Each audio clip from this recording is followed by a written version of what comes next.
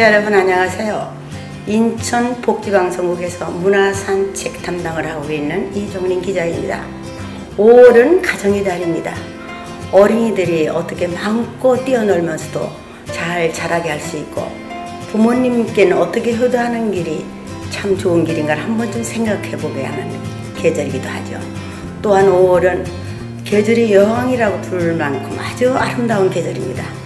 이 아름다운 계절에 더 아름다운 분 한 분을 소개해 드리도록 하겠습니다. 시낭송가이시고 시인이신 장충렬 시인님을 모시겠습니다. 안녕하세요. 안녕하세요. 반갑습니다. 선생님은 낭송가이시니까 일단 낭송으로 한번 문을 열어주시겠어요? 네, 그렇죠. 5월이 오면 황금찬 언제부터 창 앞에 새가 와서 노래하고 있는 것을 나는 모르고 있었다. 심산 숲내를 풍기며 5월의 바람이 불어오는 것을 나는 모르고 있었다. 저 산의 꽃이 바람에 지고 있는 것을 나는 모르고 꽃잎 진 빈 가지에 사랑이 지는 것도 나는 모르고 있었다. 오늘 날고 있는 제비가 작년의 그놈일까? 저 언덕의 작은 무덤은 누구의 무덤일까? 5월은 4월보다 정다운 달, 병풍에 그린 난초가 꽃피는 달, 미루나무 잎이 바람에 흔들리듯 그렇게 사람을 사랑하고 싶은 달 5월이다. 정말 선생님이 낭송을 들으니까 황금찬 원로 시인님의 시가 더 아름답게 돋보입니다. 고맙습니다. 어떻게 기름칠을 한 듯 그게 매끄럽고 음성이 좋으십니까? 감사합니다. 지금 오다 보니까 선생님이 강의하시는 걸 제가 들었거든요. 날마다 이렇게 나와서 강의하십니까? 뭐에 대한 강의를 하셨는지? 네, 이제 강의를 일주일에 한 번씩 여기서 이제 2편 정도씩 낭송을 해요. 네. 오늘은 그 고도를 위하여라는 시를 했습니다. 그래서 어떤 그 절의 고도에서 자아 성찰에 관한 그런 시하고 또 약간 철학적이긴 하지만 협동을 강조하는 우물이란 시하고 그래서 안도현 씨 우물 2편을 강의를 했습니다. 선생님 소개를 좀 간단하게 좀 해주실래요? 네, 정말 좋은 계절에 불러주셔서 고맙습니다. 저는 이제 그 아주 시적인 분위기가 가득한 그런 가정에서 자랐습니다. 네. 그 아버지께서 좀 화선지에 일필휘지로 그냥 착 써내시는 그 모습을 옆에서 저는 먹을 갈면서 조신하게 갈아라 뭐 이런 말 들으면서 제가 아버지 옆에서 또 아버지가 시조 창을 하시고 그랬어요. 저는 들으면서 사실은 그땐 잘 몰랐는데 그냥 이렇게 그냥 들으면서 좋았어요. 그래서 언젠가는 시인이 돼야 되겠다라는 생각을 어렸을 때부터 자연스럽게 그렇게 하게 됐죠. 하게 됐고 등단한 지는 한 이제 20년 넘었습니다. 4반세기가 됐네요. 됐고 그 전부터 낭송은 제가 좋아서 했고요. 그러다 보니까 자연스럽게 또 강의로 연결이 됐는데 지금은 이제 한국문인협회 낭송문화진흥위원장 이번에 됐고요. 그리고 국제팬클럽 한국본부의 문화위원이고요.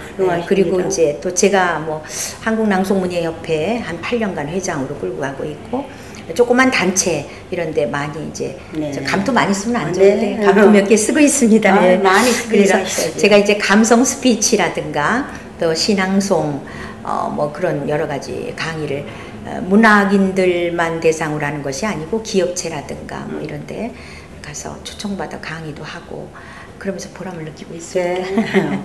아니 선생님 말씀을 들으니까 아버님께서 대단하셨던 걸로 알고 있어요. 일필휘지로 동네 분들이 오셔서 아버지한테 글을 받아가고 무슨 날 되면 막 기다렸다 며칠 기다렸다 받아가고 그런 적이 많았고요.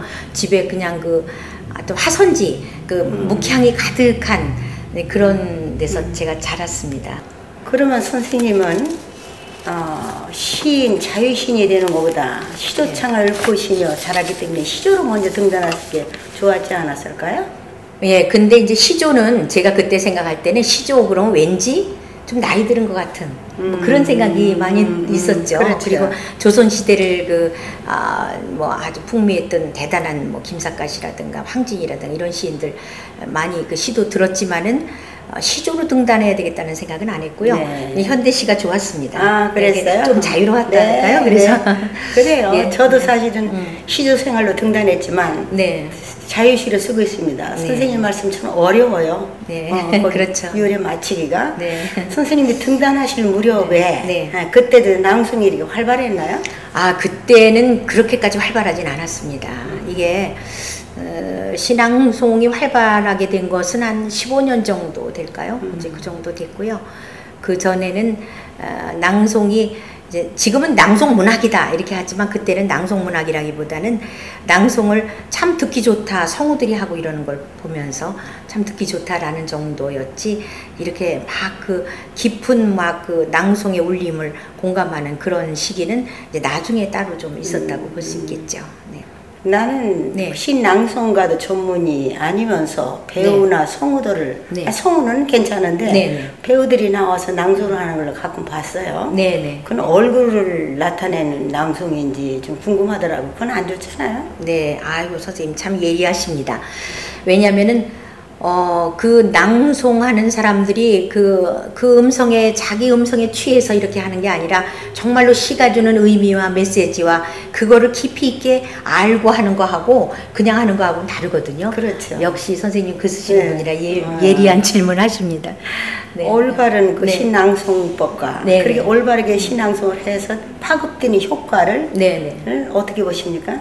네, 저는 그렇습니다. 시는 내가 먼저 이해하고 분석을 하고 시가 주는 이미지를 내가 가슴 속에 느끼고 그걸로 얘기할 수 있어야지 그렇지 않고 그냥 하는 것은 머리로 낭송하면 머리로 듣거든요. 가슴으로 네. 낭송해야 가슴으로 듣는다고 그렇죠. 생각합니다. 네. 지금도 정말 많은 문화생들이 신앙송을 선생님한테 학습을 받고 나가는 걸 보았는데 그분들이 네. 전문적인 낭송가가 되어서 나가실 때 네. 조언이 있다면 네. 이게 자기 만족에 머무르지 말고 항상 자기 평가를 하라고 저는 얘기를 합니다. 그래야 되겠죠. 자기 평가를 해서 냉정하게 자평을 하는 자세. 그러니까 칭찬에 오만하지 말고 자기 평가를 냉정하게 해서 정말 계속적인 연습, 그러니까 왕도가 따로 없다고 저는 생각을 하거든요. 그렇죠. 지속적인 훈련, 그리고 정말 시를 사랑하는 마음, 그리고 감동을 전달해야 되겠다라는 생각을 하라고 얘기를 맞습니다. 하죠. 네. 아까 선생님 신앙송 지도 조언을 하실 때 네. 이것은 낭송용입니다. 네. 이건 그대로 시입니다 하고 말씀하시는데 네. 낭송용 시가 따로 있습니까? 네.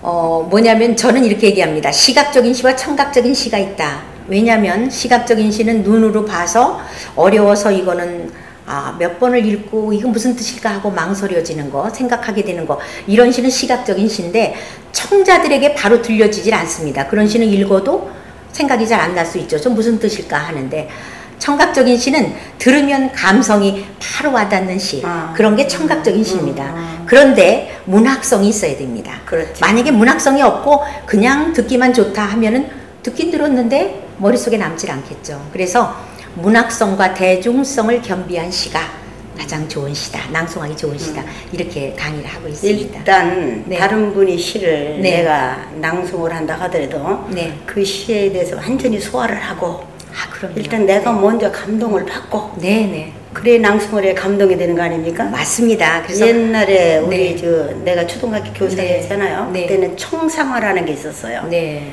청상화가 뭐냐면 어떤 동화를 멋지게 아이들한테 들려주면서 네. 그림을 그리도록 해요. 네. 들으면서 그 동화를 들으면서 그림을 그립니다. 네. 그래가지고 그게 1, 2등으로 이렇게 네. 아이들한테 상을 주고 그랬는데 지금은 그런 게 없더라고요. 참 좋은 건데. 선생님은 아주 최고의 감성 교육을 잘하신 것 그런 같습니다. 거죠? 네. 근데 정말 좋은 시를 보고 머릿속에 그림을 그려야 됩니다. 날개 중에 가장 큰 날개가 상상의 날개잖아요. 그러니까 상상을 해서 그림을 그리고 내가 이 시에 감동을 하고 그리고 좋은 음성으로 고저 장단 국어사전에 의한 발음으로 잘 낭송을 했을 때 그것이 상대에게 전달이 되는 거죠. 그렇죠. 그대로 감성이. 네. 그래서 또 다른 예술이다. 저는 이렇게 얘기합니다. 맞습니다. 이게 음성 예술이다. 예. 예, 작가가 보내하고 쓴 한 편의 시를 그렇죠. 낭송자가 음성 예술로서 연출하는 것이다. 그렇죠. 이렇게 얘기합니다. 아까 잠깐 비치셨는데 감성 스피치에 대해서 네. 다른 사람한테 그 감동을 주기 위한 네. 스피치라는 말씀인지 그걸 조금만 더 설명해 주실래요? 예, 우리는 태어나서 죽는 날까지 말을 하고 삽니다. 그렇죠. 말을 하고 사는데 어떤 느낌을 갖고 말을 하느냐에 따라서 굉장히 상대에게 감정이 될 수 있고 감동이 될 수 있고 어떤 경우는 또 기분이 좀 나쁠 수가 있거든요. 그렇죠. 예를 들면 당신이라는 얘기를 했을 때 호칭이죠. 나는 당신이 참 좋아. 당신 하고 불렀을 땐 다정한 당신이 됩니다. 그리고 위대하신 당신께서 크신 님이시여 하면 하나님을 얘기합니다. 당신 그렇게 할 수 있어 하면은 싸우고자 하는 것이 됩니다. 당신이 뭐야? 그렇죠. 당신이란 단어 하나가 이렇게 다양하게 표현될 수 있다는 거죠. 그러니까 이 어감을 어떻게 하느냐에 따라서 달라지는 거죠. 네. 그러니까 스피치는 상대에게 기쁨을 줄 수 있고 뭔가 확실한 메시지를 줄 수 있고 그리고 긍정을 얻어낼 수 있는 그런 스피치를 해야 된다는 차원에서 아름다운 말, 고운 말, 그리고 또 어떤 목적이 있다면 그걸 달성하기 위한 긍정을 끌어내는 말, 이런 걸 교육시키는 거죠. 예. 근데 이제 이것은 주로 문인들은 뭐 말을 대부분 잘하지 않습니까? 이제 기업체라든가, 그래요? 또 제가 군인 뭐 이런 데도 많이 갔습니다. 네. 합동 참모본부도 갔었고, 그다음 경찰 그러면 딱딱하잖아요. 예. 경찰, 뭐 사법경찰, 뭐 또 여러 경찰서에 가서 그런 강의를 했습니다. 왜냐하면 그 사람들이 만나는 대상이 범죄자들이라든가 딱딱한 사람들을 만나잖아요. 감성으로서 한마디라도 좀 교화시킬 수 있다든가 그렇죠. 달라질 수 있겠죠. 그래서 그런 차원에서 더 절실하지 않을까. 법조인들한테도 갔었고요. 근데 그런 사람들이 오히려 사실은 밑바탕에 아름다운 감성이 흐르고 있어요. 직업 때문에 그렇게 보일 뿐이지 참 어떤 때는 굉장히 좋아하고 공감하고 소통했을 때 저도 보람을 느낍니다. 면접을 보러 가는 사람들은 오지 않나요?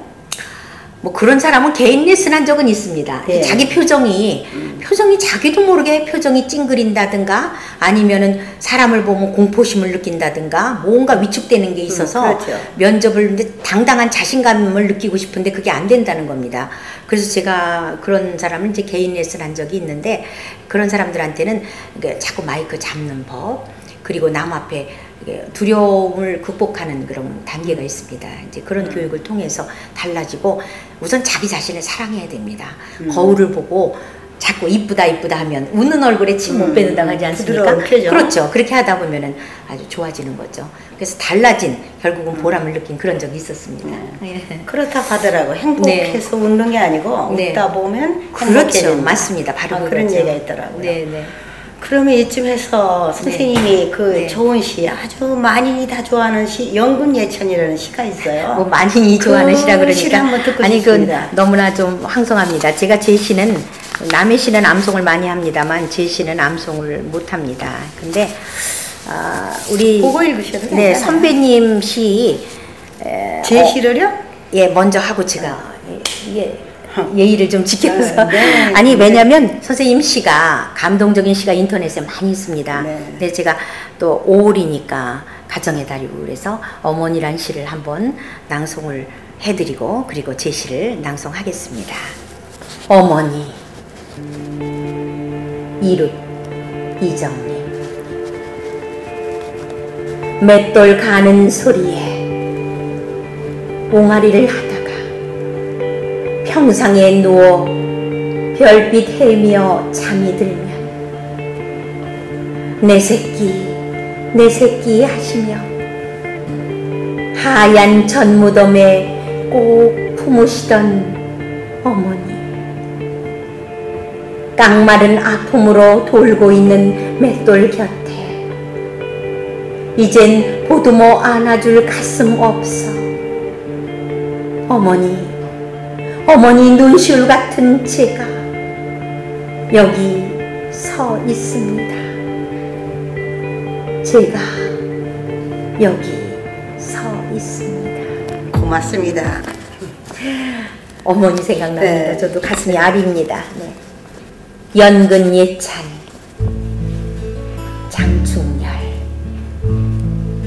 바람의 통로를 반을 허락했어도 흩어짐 없는 단단한 몸은 절개를 지녔구려. 팔등신으로 태어나지 못한 것에 원망도 감추고 흙탕물에 마음까지 담그며 그 세월을 견디셨구려. 양쪽 끝을 자르면 아무것도 가두지 않으려는 듯 순수로 통하는 무소유의 뜻을 전하시는구려.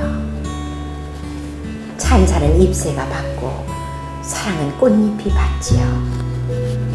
어느 것 하나 버리는 것 없이 다 내어주어도 환생을 꿈꾸지 않고 정토의 의미만을 생각하니 진정 귀하시구려. 그 넓고 푸른 잎새는 물기도 은구슬로 구르게 하고 보송보송한 춤 사이로 하늘을 향해 기원을 올리니 높은 사상을 담았구려. 꽃송이는 심청비라도 나올 듯 신비롭고 우아하니 전설을 담을만 하구려. 뭐라 해도 아삭거리며 감기는 깊은 여운을 뉘라서 따르리요. 풍미로 차오르니 천상의 맛으로 간직하려. 이게 너무 좋습니다. 이게 2015년 올해 좋은 시로 된 선정이 시인데 돼가지고 많이들 읽고 있더라고요. 네, 근데 이제 연근을 먹다가 썼습니다. 네, 그렇습니까? 네. 그 다른 분들이 시는 잘 외우시면서 이거 쓴 지가 얼마 안 됩니다. 제가 외우는 시도 있지만 갑자기 이제 그냥 생각나서 이걸 했습니다. 맞아요. 자기 시는 그렇게 외워지질 않더라고요. 네. 저도 사실 이 맷돌가는 술이라는 이 시를 오랜만에 들어보거든요. 네. 전혀 다른 시는 올려도 잘 안 올려요. 근데 이렇게 선생님 음성으로 들어보니까 아주 감명 깊고 또 나이가 들었어도 역시 어머님은 마음이 고향이구나. 맞습니다. 이런 생각이 듭니다. 마지막으로 이제는 그 선생님이 신앙송을 하는 분들을 위하여 갖춰야 할 그 자세에 대해서 한 말씀 해주신다면? 예, 우리나라에 현재 낭송 인구가 그래도 많습니다. 많죠. 낭송이 많이 보편화되고 대중화돼서 어떤 국가 행사라든가 뭐 기업체 큰 행사 이런 데에서도 많이 초청돼서 가기도 하고 해서 낭송이 많이 보급이 됐습니다. 그런데 그거 참 고무적인 현상이라고 생각을 하고요. 시에다 날개를 달아주고 고급 재탄생시키는 예술이기 때문에 상당히 저는 참 바람직한 일이라고 생각을 합니다. 그런데 공부를 많이 하라는 말씀을 드리고 싶습니다. 단순한 공부가 아니라 정말 좋은 시를 읽고 그 시의 깊이 속에 빠져들고 시 속에서 많이 생각하고 같이 공감하면서 할 수 있는 그런 것이 신앙송 인구가 돼야 되지 않을까 이런 생각이 들고요. 정말 그 고급 예술인 시를 재탄생시키는 그런 낭송문학을 하시는 분들 정말 세밀하게 공부를 하시라는 그 말씀과 함께 좋은 시를 이게 입으로 하는 연기다. 그래서 구연이고 동화를 하면 구연동화라고 그러죠. 그러니까 그 시를 음성 예술로서 멋지게 감동을 줘야 되겠죠. 그래서 엔돌핀을 넘어서 다이돌핀을 느끼게 해야 감동 호르몬을 느끼게 해주는 것이 가장 좋은 낭송이 아닐까 그런 생각을 합니다. 많이 공부를 해야죠. 저도 공부합니다. 가르치면서 배우고 그러는 거지 뭐 저도 날마다 머릿속에 좋은 시 찾기 그것 굉장히 큰 공부거든요. 좋은 시를 찾는다는 거 공부를 합니다. 아무튼 오늘 너무 선생님 말씀 고마웠습니다. 아니 제가 많은 그 대화를 나누고 싶었거든요. 왠지 제한된 시간이. 그래요. 다음에 한번 더 듣기로 해야죠. 그래서 이 좋은 계절에 피어나는 모든 실록들이 다 시처럼 말하고 있습니다. 그래서 시인은 자연이 들려주는 노래를 받아 적는 사람이다 라는 말이 있는 것처럼 고맙습니다. 저는 모든 사람들이 이렇게 자연에 동화돼서 자연 속에서 하나가 되고 시를 낭송하는 그런 인구가 많아지기를 바라는 마음입니다. 감사합니다. 모란이 피기까지는 나는 아직 나의 봄을 기다리고 있을래요. 모란이 뚝뚝 떨어져 버린 날 나는 비로소 봄을 여인 서름에 잠길래요. 그 유명한 김영란 씨 모란이 뒤까지는 시입니다. 모란이 이미 한박 폈습니다. 봄이 무르익었습니다. 여러분들 봄을 기다리지 마시고 신이 주신 아름다운 악기 중에서 가장 큰 게 목소리라고 우리 선생님이 말씀하셨습니다. 그 목소리로 아름다운 봄을 마음껏 찬양하시기 바랍니다. 지금까지 인천복지방송국에서 이정린 기자였습니다. 감사합니다.